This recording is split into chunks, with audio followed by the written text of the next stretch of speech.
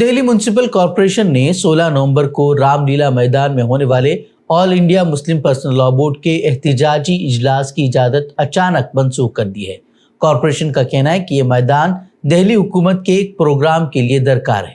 Board نے اس فیصلے کو غیر ذمہ دارانہ اور ظالمانہ قرار دیتے ہوئے سخت مذمت کی ہے۔ ترجمان ڈاکٹر سید قاسم رسول الیاس نے اپنے بیان میں کہا کہ جب 3 ماہ پہلے اجازت دی جا چکی تھی تو صرف 1 ہفتے پہلے اسے منسوخ کرنا نہ صرف غیر قانونی ہے بلکہ غیر اخلاقی اقدام ہے۔ انہوں نے کہا کہ وقف ترمیمی قانون 2025 کے خلاف ہونے والے اس احتجاج کی تیاری ملک بھر میں کی جا چکی تھی۔ ہزاروں افراد نے دہلی کے لیے اپنے ٹکٹ بک کروا لیے تھے، جبکہ مغربی اتر پردیش، ہریانہ اور راجستھان سے بسوں کی بکنگ بھی مکمل تھی، جس سے اب لوگوں کو بھاری نقصان اٹھانا پڑے گا۔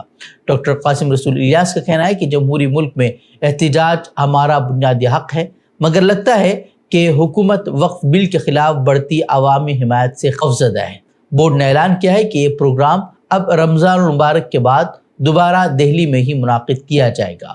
انہوں نے مسلمانوں سے اپیل کی کہ وہ مایوس نہ ہوں اور آئندہ اعلانات کا حوصلے سے استقبال کریں۔